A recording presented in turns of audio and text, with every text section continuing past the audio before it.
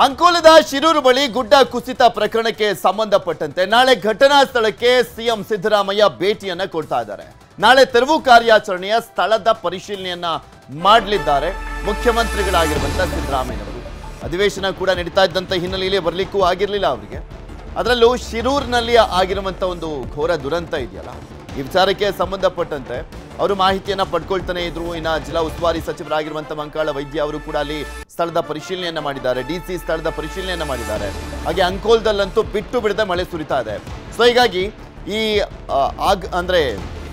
ಘಟನೆ ಏನ್ ನಡೆದಿದೆ ಆ ಸ್ಥಳಕ್ಕೆ ಮುಖ್ಯಮಂತ್ರಿಗಳಾಗಿರುವಂತಹ ಸಿದ್ದರಾಮಯ್ಯನವರು ಹೋಗ್ತಾ ಇದ್ದಾರೆ. ನಾಳೆ ರಸ್ತೆ ಹಾಳಾಗಿರ್ಲಿ, ಗುಂಡೆ ಬಿದ್ದಿರಲಿ, ಸರಿ ಮಾಡಬೇಕು. ನಾಳೆ ನಾನು ಕೂಡ ಅಂಕೋಲಾಗೆ ಹೋಗ್ತಾ ಇದ್ದೇನೆ ಅಂತ ಹೇಳಿದ್ರು. ಬೆಂಗಳೂರಲ್ಲಿ ಸಿಎಂ ಸಿದ್ದರಾಮಯ್ಯನವರು ಹೇಳಿಕೆಯನ್ನ ಕೊಟ್ಟಿರುವಂಥದ್ದು. ಕುಮಾರಸ್ವಾಮಿಯು ಕೂಡ ಅಂಕೋಲಕ್ಕೆ ಭೇಟಿ ನೀಡಿ ಪರಿಶೀಲನೆ ಮಾಡಲಿ ಬಿಡಿ ಅಂತ ಹೇಳಿದ್ದಾರೆ ಮುಖ್ಯಮಂತ್ರಿಗಳು. ಇವತ್ತು ಕುಮಾರಸ್ವಾಮಿ ಕೂಡ ಹೋಗ್ತಾ ಇರುವಂತಹ ಕಾರಣಕ್ಕೋಸ್ಕರ ಅದ್ರ ಬಗ್ಗೆನೂ ಕೂಡ ಪ್ರತಿಕ್ರಿಯೆ ಕೊಟ್ಟರು. ಹೋಗ್ಲಿ ಬಿಡಿ, ಮಾಡಲಿ ಪರಿಶೀಲನೆ, ಅದರಲ್ಲಿ ಏನಿದೆ ಅಂತ ಮಾತನಾಡಿದ್ದಾರೆ ಸಿದ್ದರಾಮಯ್ಯನವರು. ಸರ್ಕಾರ ಮನೆ ಬಿದ್ದಿರಲಿ, ರಸ್ತೆಗಳು ಹಾಳಾಗಿರ್ಲಿ, ಏನೇ ಮಾಡಿದ್ರು ಕೂಡ ಅವರೆಲ್ಲ ಈಗಾಗಲೇ ಪರಿಹಾರ ರೂಪದಲ್ಲಿ ಕೆಲಸ ಪ್ರಾರಂಭ ಮಾಡಿ ಹೋಗ್ಲಿ. ಪಾಪ ಅವರು ನಮ್ಮ ಇವರು ಹೋಗ್ತಾ ಇದ್ದಾರೆ, ನಾಳೆ ಹೋಗ್ತಾ ಇದ್ದೀನಿ. ಇನ್ನು ಶಿರೂರು ಗುಡ್ಡ ಕುಸಿದ ಪ್ರಕರಣಕ್ಕೆ ಸಂಬಂಧಪಟ್ಟಂತೆ ಮಣ್ಣಿನಡಿ ಸಿಕ್ಕಾಕೊಂಡಿರುವಂತಹ ಲಾರಿ ಖಾತ್ರಿಪಡಿಸಿರುವಂತದ್ದು ಜಿಲ್ಲಾಧಿಕಾರಿಗಳಾಗಿರುವಂತಹ ಲಕ್ಷ್ಮೀ ಪ್ರಿಯಾ ಅವರು. ಸಾಗರ ಮೂಲದ ಮಾಲೀಕನ ಲಾರಿ ಅದು ಅಂತ ಗೊತ್ತಾಗಿದೆ. ಕೇರಳ ಮೂಲದ ಚಾಲಕ ಅರ್ಜುನ್ ಅನ್ನುವಂಥದ್ದು ಕೂಡ ಈಗ ಆಲ್ರೆಡಿ ಮಾಹಿತಿ ಸಿಕ್ಕಿರುವಂಥದ್ದು. ಆದರೆ ಅದು ಮಣ್ಣಿನಡಿ ಸಿಕ್ಕಾಕೊಂಡಿರುವಂಥ ಒಂದು ವಿಚಾರಕ್ಕೆ ಸಂಬಂಧಪಟ್ಟಂತೆ ಸ್ವಲ್ಪ ಅನುಮಾನಗಳಿದ್ವು. ಮಣ್ಣಿನಡಿ ಸಿಕ್ಕಾಕೊಂಡಿದೆಯೋ ಅಥವಾ ನೀರಿನಲ್ಲಿ ಕೊಚ್ಕೊಂಡು ಹೋಗ್ಬಿಟ್ಟಿದೆಯೋ ಅಂತ. ಆದರೆ ಡಿಸಿ ಖಾತ್ರಿಪಡಿಸಿದ್ದಾರೆ ಮಣ್ಣಿನಡಿ ಇದೆ ಅಂತ. ಸಾಗರ ಮೂಲದ ಮಾಲೀಕನ ಲಾರಿ ಅದು. ಕೇರಳ ಮೂಲದ ಅರ್ಜುನ್ ಅನ್ನುವಂಥವನು ಚಾಲಕ ಆಗಿದ್ದ. ಲಾರಿ ಪತ್ತೆಗಾಗಿ ಮತ್ತೆ ಕಾರ್ಯಾಚರಣೆ ಮುಂದುವರೆದಿದೆ. ಆದರೆ ಈ ಕಾರ್ಯಾಚರಣೆಗೆ ಪದೇ ಪದೇ ಮಳೆ ಮಾತ್ರ ಅಡ್ಡಿಪಡಿಸ್ತಾನೆ ಇದೆ. ನಿರಂತರವಾಗಿ ಮಳೆ ಸುರಿತಾ ಇರುವಂತ ಕಾರಣ. ಇನ್ನೊಂದ್ ಕಡೆ ಗುಡ್ಡನೂ ಕೂಡ ಅಷ್ಟೇ ಪದೇ ಪದೇ ಕುಸಿತಾ ಇರುವಂತದ್ದು, ಜಾರ್ತಾ ಇದೆ ಅಲ್ಲಿ ಮಣ್ಣು. ಲಾರಿ ಮತ್ತು ಚಾಲಕ ಅರ್ಜುನ್ ಹುಡುಕ್ಲಿಕ್ಕೆ ಮನವಿಯನ್ನ ಕೂಡ ಮಾಡಿಕೊಳ್ಳಲಾಗಿತ್ತು. ಅವರು ಮನವಿ ಮಾಡಿಕೊಂಡ್ರು ಅಷ್ಟೇ, ಮನವಿ ಮಾಡ್ಕೊಳ್ದೆ ಹೋದ್ರು ಕಾರ್ಯಾಚರಣೆಯಂತೂ ಮಾಡೇ ಮಾಡ್ತಾರೆ. ದಾಂಡೇಲಿಯಿಂದ ಕೇರಳಕ್ಕೆ ಹೊಟ್ಟಿದ್ದಂಥ ಲಾರಿ ಅದು. ಕಟ್ಟಿಗೆ ತುಂಬಿಕೊಂಡು ಹೋಗ್ತಾ ಇದ್ದಂಥ ಲಾರಿ, ಅಲ್ಲಿ ಕಾರ್ಯಾಚರಣೆಯನ್ನ ಮಾಡಲಾಗ್ತಾ ಇದೆ. ಇಲ್ಲಿ ಒಂದ್ ಕಡೆ ಆ ನೀರಿನಲ್ಲೂ ಕೂಡ ಸರ್ಚ್ ಮಾಡುವಂತ ಕೆಲಸ ಆಗ್ತಾ ಇದೆ, ಮತ್ತು ಒಂದ್ ಕಡೆ ಆ ಒಂದು ಮಣ್ಣು ಕುಸ್ತಿದೆಯಲ್ಲ ಅಲ್ಲೂ ಕೂಡ ಸರ್ಚಿಂಗ್ ನಡೀತಾ ಇದೆ. ಆದ್ರೆ ಅಲ್ಲಿನ ಡಿಸಿ ಆಗಿರುವಂತ ಲಕ್ಷ್ಮೀ ಪ್ರಿಯಾ ಅವರು ಮಣ್ಣಿನಡಿ ಸಿಕ್ಕಾಕೊಂಡಿರುವಂತ ಚಾನ್ಸಸ್ ಹೆಚ್ಚು ಅಂತ ಹೇಳ್ತಾ ಇದ್ದಾರೆ. ಅವರು 2 ಪಾಸಿಬಿಲಿಟಿ ಕೂಡ ಹೇಳಿದ್ದಾರೆ. ಒಂದು, ಮಣ್ಣಿನಡಿ ಸಿಕ್ಕಾಕೊಂಡಿರುವಂತ ಸಾಧ್ಯತೆ ಕೂಡ ಇದೆ. ಇನ್ನೊಂದ್ ಕಡೆ ನೀರಿನಲ್ಲೂ ಕೂಡ ಕೊಚ್ಕೊಂಡೋಗಿರುವಂತ ಸಾಧ್ಯತೆ ಇರಬಹುದು ಅನ್ನುವಂಥದ್ರ ಬಗ್ಗೆ ಅನುಮಾನವನ್ನ ವ್ಯಕ್ತಪಡಿಸಿದ್ದಾರೆ. ಗುಡ್ಡ ಇಟ್ ಇಸ್ ವೆರಿ ಅನ್ಸ್ಟೇಬಲ್. ಅದು ಸ್ಯಾಚುರೇಷನ್ ಕೆಪಾಸಿಟಿ ರೀಚ್ ಆಗಿದೆ. ಮಳೆ ಬಂದ್ರೆ ಅದು ಮತ್ತೆ ಬೀಳುತ್ತದೆ. So we cannot take risk of people. ನಾನು ಪ್ರೊಹಿಬಿಟರಿ ಆರ್ಡರ್ಸ್ ಪಾಸ್ ಮಾಡಿದ್ದೀನಿ and police is enforcing it. ಒಂದು ಲಾರಿ, ಟಿಂಬರ್ ಲಾರಿ ಇದೆ, ಸೊ ಭಾರತ್ ಬೆನ್ಸ್ದು. ಅದು ಅಲ್ಲಿ ಲಾಸ್ಟ್ ಸೀನ್ ಲೊಕೇಶನ್ ಅಲ್ಲಿ GPS ತೋರಿಸ್ತಾ ಇದೆ. ಸೊ 2 ಪಾಸಿಬಿಲಿಟಿ ಇರಬಹುದು, ಅಲ್ಲಿ ಮಣ್ಣು ಒಳಗಡೆ ಇರಬಹುದು ಅಥವಾ ನೀರಲ್ಲಿ ಹೋಗಿರಬಹುದು. ಸೊ ನಮಗೆ ಈಗ NIT ಸೂರತ್ ಕಲ್ಲಿಂದ ಗ್ರೌಂಡ್ ಪೆನಿಟ್ರೇಟಿಂಗ್ ರೇಡಾರ್ಸ್ ಅಂತ ಡಿವೈಸ್ ಬರ್ತಾ ಇದೆ. ಅದರಲ್ಲಿ ಕಾಣುತ್ತೆ ಏನು ಒಳಗಡೆ, ಮಣ್ಣು ಒಳಗಡೆ ಏನು ಸ್ಟ್ರಕ್ಚರ್ ಇದ್ರೂ ಅದರಲ್ಲಿ ಕಾಣುತ್ತೆ. ಸೊ ಅದು ಇಟ್ಕೊಂಡು ನಾವು ಐಡೆಂಟಿಫೈ ಮಾಡಬಹುದು. ಸಪೋಸ್ ಸಿಕ್ಕಿದ್ರೆ we will do that process continuously. 10 ಜನರಲ್ಲಿ 7 ಬಾಡಿ ಸಿಕ್ಕಿದೆ, 3 ಜನ ಇನ್ನೂ ಮಿಸ್ಸಿಂಗ್ ಇದ್ದಾರೆ. ನೀರಲ್ಲೂ ಕೂಡ ಇರೋದಕ್ಕೆ ಸಾಧ್ಯತೆ ಇದೆ. ಈ ಡಿವೈಸ್ ಏನು ಹೇಳ್ತಾ ಇದ್ದಾರೆ ಅದು ನೀರಲ್ಲೂ ಕೂಡ ವರ್ಕ್ ಆಗುತ್ತೆ ಅಂತ ನಮ್ಗೆ ಹೇಳಿದ್ರು. ಸೊ ಒನ್ಸ್ ಆ ಎಕ್ಸ್ಪರ್ಟ್ ಟೀಮ್ ಬಂದ ತಕ್ಷಣ ನಮ್ಗೆ 2 ಕಡೆನೂ ಕ್ಲಾರಿಟಿ ಸಿಗುತ್ತದೆ. ಶಿರೂರಲ್ಲಿ ಗುಡ್ಡ ಕುಸಿತ ಪ್ರಕರಣಕ್ಕೆ ಸಂಬಂಧಪಟ್ಟಂತೆ ಈ ಒಂದು ಕಾರ್ಯಾಚರಣೆಯಲ್ಲಿ ಟೋಟಲಿ 10 JCB ಯಂತ್ರಗಳನ್ನ ಬಳಸಿಕೊಳ್ಳಲಾಗ್ತಾ ಇದೆ. 15 ಟಿಪ್ಪರ್ ಅನ್ನ ಕೂಡ ಬಳಕೆ ಮಾಡಿಕೊಳ್ಳಲಾಗ್ತದೆ. ಆ JCBಗಳು ಮಣ್ಣನ್ನ ತೆಗೆಯೋದು, ಆ ಟಿಪ್ಪರ್ ಮುಖಾಂತರ ಮಣ್ಣನ್ನ ಬೇರೆ ಕಡೆ ತೆಗೆದುಕೊಂಡು ಹೋಗುವಂತ ಕೆಲಸವನ್ನ ಮಾಡಲಾಗ್ತಾ ಇರುವಂತದ್ದು. ಟೋಟಲಿ ಕಾರ್ಯಾಚರಣೆ ಅಂತೂ ಭರದಿಂದ ಸಾಗ್ತಾ ಇದೆ. ಆದ್ರೆ ಇನ್ನೂ ಬೇರೆ ಇನ್ಯಾವುದೇ ಮೃತದೇಹ ಆಗಲಿ ಅಥವಾ ಲಾರಿ ಆಗಲಿ ಪತ್ತೆ ಆಗಿಲ್ಲ. ನಿನ್ನೆ ರಾತ್ರಿವರೆಗೂ ಕೂಡ 7 ಮೃತದೇಹಗಳು ಸಿಕ್ಕಿದ್ವು. ಇನ್ನು 10ರಿಂದ 15 ಜನ ಇದ್ದಾರೆ ಅಂತ ಹೇಳಲಾಗ್ತಾ ಇದೆ. ಕಾದು ನೋಡಬೇಕು ಕಾರ್ಯಾಚರಣೆಯ ಸಂದರ್ಭದಲ್ಲಿ ಸಿಗುತ್ತಾ ಅಂತ. ಗಂಗಾವಳಿ ನದಿಯಲ್ಲೂ ಕೂಡ ಶೋಧವನ್ನ ಮಾಡಲಾಗ್ತದೆ. ಅಲ್ಲಿ ಕುಸಿದಿರುವಂತ ಮಣ್ಣಿದೆಯಲ್ಲ, ಅದ್ರ ಜೊತೆಗೆ ಅಲ್ಲಿ ಪಕ್ಕದಲ್ಲೇ ನದಿ ಹರಿತಾ ಇದೆ, ಗಂಗಾವಳಿ ನದಿ. ಅದು ಕೂಡ ತುಂಬಿ ಹರಿತಾ ಇರುವಂಥದ್ದು, ಅಪಾಯದ ಮಟ್ಟವನ್ನ ಮೀರಿ ಹರಿತಾ ಇತ್ತು. ಈಗ ಆ ರಭಸ ಕಡಿಮೆ ಆಗಿರುವಂಥದ್ದು. ಅಲ್ಲೂ ಕೂಡ ಹುಡುಕುವಂತ ಕೆಲಸವನ್ನ ಮಾಡಲಾಗ್ತಾ ಇದೆ. ಬೋಟ್ ಮೂಲಕ ಶೋಧಕ್ಕೆ ಮಳೆ ಅಡ್ಡಿ ಆಗ್ತಾ ಇದೆ. ಮಳೆ ಒಂದ್ ಸ್ವಲ್ಪ ಗ್ಯಾಪ್ ಕೊಟ್ಟರು ಸಾಕು. ಆ ಸಂದರ್ಭದಲ್ಲಿ NDRF ಮತ್ತು SDRF ಸಿಬ್ಬಂದಿ ತಮ್ಮ ಕಾರ್ಯಾಚರಣೆಯನ್ನ ಮುಂದುವರಿಸ್ತಾ ಇದ್ದಾರೆ. ಇನ್ನೂ ಕೂಡ ಈ ಕಾರ್ಯಾಚರಣೆ 3 ದಿನ ಬೇಕಾಗ್ಬೋದು ಅಂತ ಹೇಳಲಾಗ್ತಾ ಇರುವಂಥದ್ದು. ಬಿಕಾಸ್ ಮಳೆ ನಿರಂತರವಾಗಿ ಬರ್ತಾ ಇರುವಂತ ಕಾರಣಕ್ಕೋಸ್ಕರ ಪದೇ ಪದೇ ಅಲ್ಲಿ ಮಣ್ಣು ಮತ್ತೆ ಕುಸಿತಾನೇ ಇದೆ. ಇನ್ನು ಶಿರೂರು ಗುಡ್ಡ ಕುಸಿತ ಪ್ರಕರಣಕ್ಕೆ ಸಂಬಂಧಪಟ್ಟಂತೆ ನೋಡ್ತಾ ಹೋದಾದ್ರೆ 6ನೇ ದಿನಕ್ಕೆ ಕಾಲಿಟ್ಟಿರುವಂಥದ್ದು ಕಾರ್ಯಾಚರಣೆ. ಈ ಸಂದರ್ಭದಲ್ಲಿ ಉಡುಪಿಯ ಉತ್ತರ ಕನ್ನಡದ ಉಸ್ತುವಾರಿ ಸಚಿವರಾಗಿರುವಂಥ ಮಂಕಾಳ ವೈದ್ಯ ಅವರು ಭೇಟಿಯನ್ನು ಕೊಟ್ಟಿದ್ದಾರೆ. ಸ್ಥಳಕ್ಕೆ ಭೇಟಿಯನ್ನು ಕೊಟ್ಟು ಪರಿಶೀಲನೆಯನ್ನ ಮಾಡ್ತಾ ಇದ್ದಾರೆ. ಅವರು ಪರಿಶೀಲನೆ ಮಾಡ್ತಾ ಯಾವ ರೀತಿಯಾಗಿ ಕಾರ್ಯಾಚರಣೆ ನಡೀತಾ ಇದೆ, ಇನ್ನು ಎಷ್ಟು ದಿನ ಆಗುತ್ತೆ, ಹಾಗೆ ಇನ್ನು ಯಾವೆಲ್ಲ ಎಕ್ವಿಪ್ಮೆಂಟ್ಸ್ಗಳು ಬೇಕು ಅದ್ರ ಬಗ್ಗೆನೂ ಕೂಡ ಮಾಹಿತಿಯನ್ನು ಪಡ್ಕೊಂಡಿದ್ದಾರೆ. ಹಾಗೆ ಬೆಂಗಳೂರಿನಿಂದ ಮೆಟಲ್ ಡಿಟೆಕ್ಟರ್ ಬಂದಿದೆ. ಮಣ್ಣಿನಡಿ ಸಿಕ್ಕಾಕೊಂಡಿದ್ದಂಥವರಿಗೆ ಶೋಧವನ್ನ ಮಾಡಲಾಗ್ತದೆ, ಅದರಲ್ಲಿ ಡಿಟೆಕ್ಟ್ ಆಗುತ್ತೆ ಅಂತ ಹೇಳಲಾಗ್ತದೆ. ಬಟ್ ಕಾದ್ ನೋಡಬೇಕು. 6ನೇ ದಿನವೂ ಕೂಡ ಕಾರ್ಯಾಚರಣೆ ಅಂತೂ ಮುಂದುವರೆದಿದೆ. ಇದು ನೀರಿನಲ್ಲೂ ಕೂಡ ಡಿಟೆಕ್ಟ್ ಮಾಡುತ್ತೆ ಅನ್ನುವಂಥದ್ರ ಬಗ್ಗೆ DC ಮಾತನಾಡ್ತಾ ಇದ್ರು, ಮಾಹಿತಿಯನ್ನ ಕೊಡ್ತಾ ಇದ್ರು. ಕಾದ್ ನೋಡ ಲಾರಿ ಎಲ್ಲಿದೆ, ಆ ಒಬ್ಬ ಚಾಲಕ ಕೂಡ ಅದರಲ್ಲೇ ಇದ್ದಿದ್ದಂಥ ಹಿನ್ನೆಲೆಯಲ್ಲಿ ಆ ಲಾರಿಲೇ ಇದ್ನ ಅವನು, ಆತ ಅಂದ್ರೆ ನೀರಲ್ಲಿ ಏನಾದರೂ ಕೊಚ್ಕೊಂಡು ಹೋಗಿರ್ಬೋದು ಅಥವಾ ಭೂಕುಸಿತದ ಹಿನ್ನೆಲೆಯಲ್ಲಿ ಆ ಮಣ್ಣಿನಡಿ ಸಿಕ್ಕಾಕೊಂಡಿದ್ದಾನ ಅನ್ನುವಂಥದ್ದು ನೋಡ್ಬೇಕಾಗಿದೆ.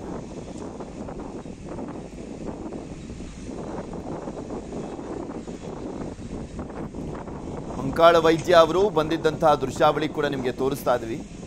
ಪರಿಶೀಲನೆಯನ್ನ ಮಾಡ್ತಾ ಇದ್ರು ಅವರು. ಪರಿಶೀಲನೆ ಮಾಡ್ತಾ ಮಾಹಿತಿಯನ್ನ ಪಡ್ಕೊಂಡ್ರು.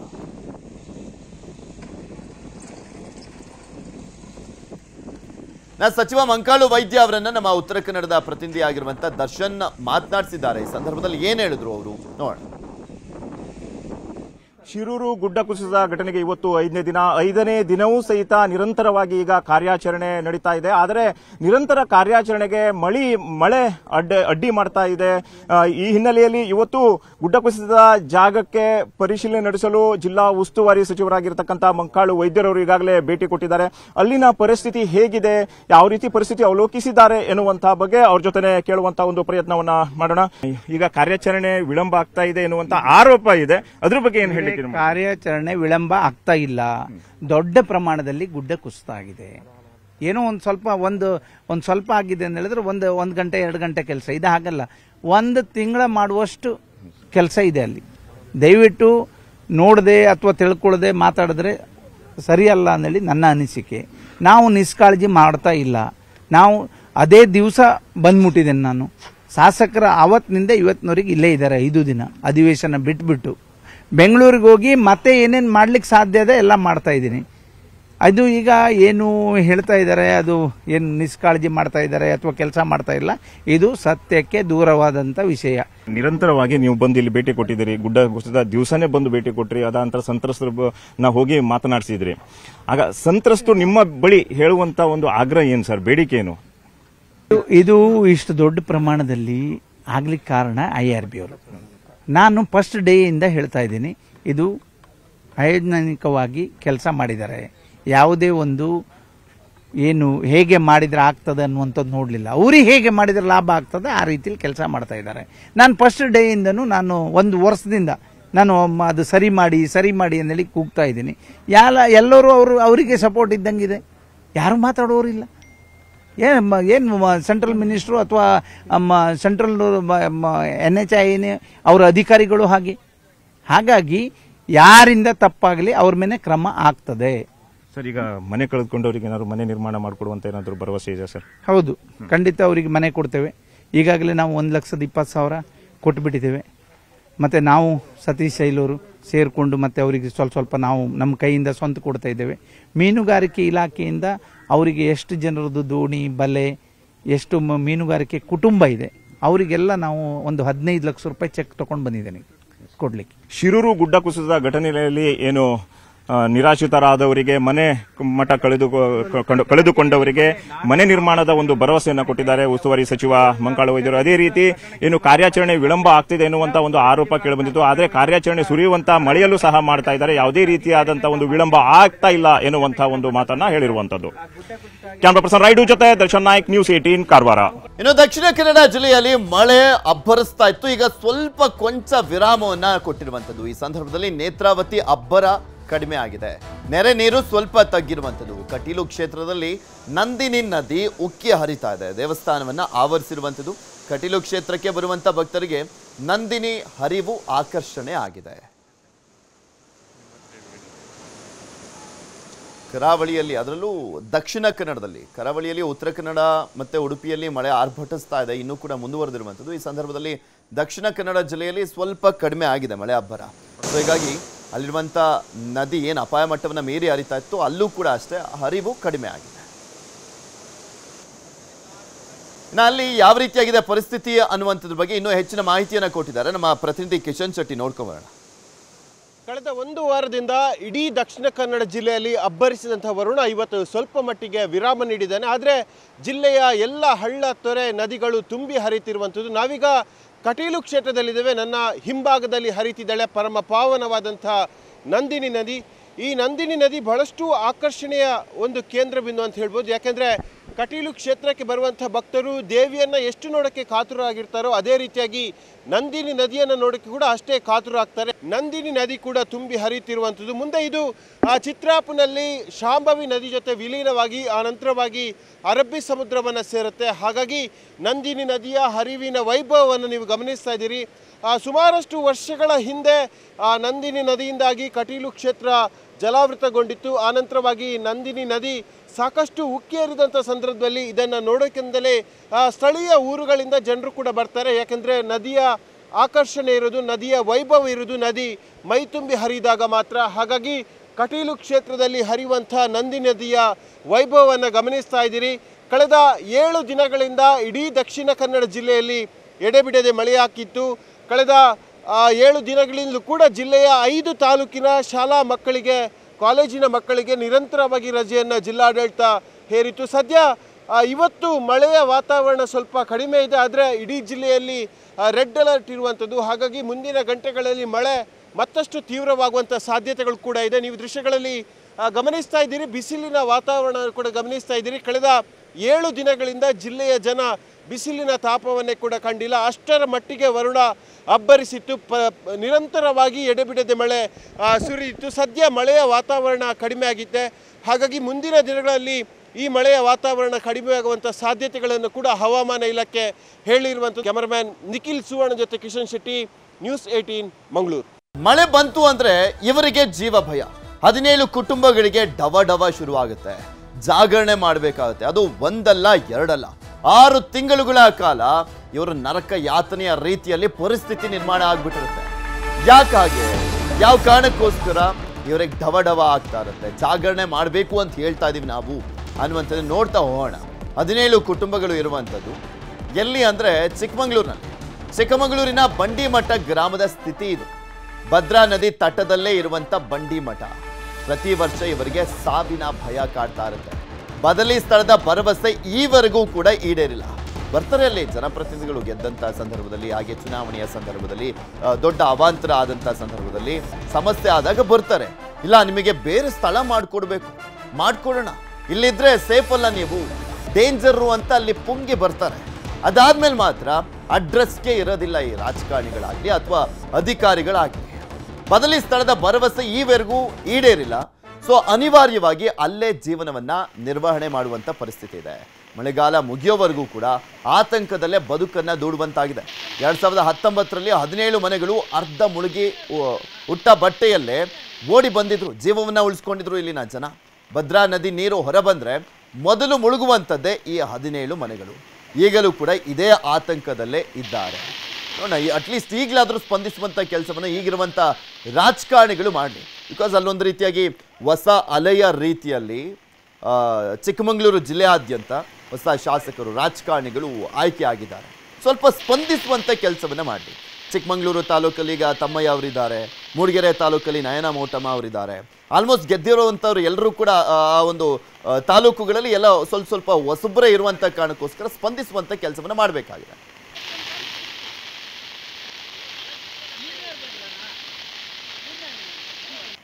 ಇನ್ನು ಅಲ್ಲಿ ಯಾವ ರೀತಿಯಾಗಿದೆ ಪರಿಸ್ಥಿತಿ ಅನ್ನುವಂಥದ್ರ ಬಗ್ಗೆ ನಮ್ಮ ಚಿಕ್ಕಮಗಳೂರಿನ ಪ್ರತಿನಿಧಿ ಯೋಗೇಶ್ ಒಂದು ಪ್ರತ್ಯಕ್ಷ ವರದಿಯನ್ನು ಕೊಟ್ಟಿದ್ದಾರೆ. ಇನ್ನು ಹೆಚ್ಚಿನ ಮಾಹಿತಿಯನ್ನು ಕೊಟ್ಟಿದ್ದಾರೆ, ನೋಡ್ಕೊಂಬರೋಣ. ಗಡಿನಾಡು ಚಿಕ್ಕಮಗಳೂರಿನ ಮಲೆನಾಡಿಗರ ಬದುಕು ಬೇಸಿಗೆಯಲ್ಲಿ ಎಷ್ಟು ಸುಂದರವೋ ಮಳೆಗಾಲದಲ್ಲಿ ಕೂಡ ಅಷ್ಟೇ ನಿತ್ಯ ನರಕ ದರ್ಶನ ಅಂತಲೇ ಹೇಳ್ಬೋದಾಗಿದೆ. ಮಳೆಗಾಲ ಆರಂಭವಾಗ್ತಿದ್ದಂತೆಯೇ ಮಲೆನಾಡಿಗರು ತಮಗೆ ಬೇಕಾದಂಥ ಅತ್ಯವಶ್ಯಕ ವಸ್ತುಗಳನ್ನು 6 ತಿಂಗಳಿಗಾಗುವಷ್ಟನ್ನು ಒಮ್ಮೆ ಶೇಖರಣೆ ಮಾಡಿಟ್ಕೊಳ್ತಾರೆ. ಆದರೆ ಇಲ್ಲಿ ಒಂದು 17 ಕುಟುಂಬಗಳು ಆ ರೀತಿಯಾಗಿ ಶೇಖರಣೆ ಮಾಡಿಟ್ಕೊಂಡಂಥ ಪದಾರ್ಥಗಳನ್ನು ಕೂಡ ಧೈರ್ಯವಾಗಿ ಬಳಸಲಿಕ್ಕೆ ಅಂತ ಹಿಂದೆ ಮುಂದೆ ನೋಡಬೇಕಾದಂಥ ಪರಿಸ್ಥಿತಿ ನಿರ್ಮಾಣವಾಗಿದೆ. ಯಾಕಂತಂದರೆ ಭದ್ರಾ ನದಿಯ ಎಲ್ಲಿ ಅಬ್ಬರ ಜೋರಾಗಿ ಆ ಒಂದು ವಸ್ತುಗಳನ್ನು ಕೊಚ್ಚಿಗೆ ಹೋಗುತ್ತೋ ಅನ್ನೋ ಒಂದು ಭಯದಲ್ಲಿರ್ತಕ್ಕಂಥದ್ದು. ನಾವೀಗ ಎನ್ನಾರ್ಪುರ ತಾಲೂಕಿನ ಬಾಳೆಹೊನ್ನೂರಿನ ಸಮೀಪ ಇರತಕ್ಕಂಥ ಬಂಡಿಕೊಪ್ಪಲು ಗ್ರಾಮದಲ್ಲಿದ್ದೀವಿ. ಈ ಗ್ರಾಮದಲ್ಲಿ ನೀವೀಗ ನೋಡ್ಬೋದಾಗಿದೆ, ಈ ಒಂದು ಮನೆಯಲ್ಲಿ ತಮಗೆ ಬೇಕಾದಂಥ ಎಲ್ಲ ಅಗತ್ಯ ಸಾಮಗ್ರಿಗಳನ್ನು ಕೂಡ ಕಟ್ಟಿಟ್ಟಿರ್ತಕ್ಕಂಥದ್ದು. ಯಾವಾಗ ಮಳೆ ಬಂದು ಇವೆಲ್ಲವನ್ನು ಕೊಚ್ಚಿಕೊಂಡು ಹೋಗುತ್ತೋ, ಕಳೆದ 5 ವರ್ಷಗಳ ಹಿಂದೆ ಕೂಡ ಒಂದು ಈ ರೀತಿಯಾದಂಥ ದುರಂತ ಸಂಭವಿಸಿತ್ತು. ಪಕ್ಕದಲ್ಲೇ ಹರಿತಾ ಇರ್ತಕ್ಕಂಥ ಭದ್ರಾ ನದಿ ಯಾವಾಗ ತಮ್ಮ ಅಬ್ಬರವನ್ನು ಹೆಚ್ಚಿಸ್ತಾಳೆ, ಯಾವಾಗ ಈ ಮನೆಗೆ ಒಂದು ಹಾನಿಯನ್ನು ಮಾಡ್ತಾಳೆ ಅನ್ನೋದು ಗೊತ್ತಾಗಲ್ಲ. ಜೊತೆಗೆ ಈ ಒಂದು ಭದ್ರಾ ನದಿಯ ಅಬ್ಬರದಿಂದಾಗಿ ಇವರು ಪ್ರತಿನಿತ್ಯ ರಾತ್ರಿ ಎಲ್ಲ ಜಾಗರಣೆ ಮಾಡಬೇಕಾದಂಥ ಪರಿಸ್ಥಿತಿ ನಿರ್ಮಾಣವಾಗಿರ್ತಕ್ಕಂಥದ್ದು. ನೀವೀಗ ದೃಶ್ಯದಲ್ಲಿ ನೋಡ್ತಾ ಇರ್ಬೋದು ಇಲ್ಲಿನ ಮನೆಗಳ ಪರಿಸ್ಥಿತಿಯನ್ನು ನೋಡ್ಬೋದಾಗಿದೆ. ಈಗ ಸ್ವತಃ ಈ ಮನೆ ಮಾಲೀಕರಾಗಿರ್ತಕ್ಕಂಥ ಎಲಿಜಬೆತ್ ಅವರು ನಮ್ಮೊಂದಿಗಿದ್ದಾರೆ. ಅವ್ರನ್ನ ಒಮ್ಮೆ ಮಾತಾಡ್ಸೋಣ, ಇಲ್ಲಿನ ಪರಿಸ್ಥಿತಿ ಏನಿದೆ ಅಂತ ಕೇಳೋಣ. ಅಮ್ಮ, ಈ ಒಂದು ಪ್ರತಿ ದಿವಸ ಏನು ಈ ಒಂದು ಸಾಮಗ್ರಿಗಳನ್ನು ಕಟ್ಟಿಟ್ಕೊಂಡಿದ್ದೀರಾ, ಯಾವ ರೀತಿಯಾಗಿ ಸಮಸ್ಯೆಗಳನ್ನ ಎದುರಿಸ್ತಾ ಇದ್ದೀರಾ? ನಮಗೆ ಈ 5 ವರ್ಷದಿಂದ ಮಳೆ ಜಾಸ್ತಿ ಆಗಿಬಿಟ್ಟು ನಮಗೆ ತುಂಬ ಕಷ್ಟ ಆಗ್ತಾ ಇದೆ. ನೀರು ಜಾಸ್ತಿ ಬರೋದು ಯಾವ ಟೈಮಲ್ಲಿ ಏನು ಅಂತ ನಮಗೆ ಗೊತ್ತಿಲ್ಲ.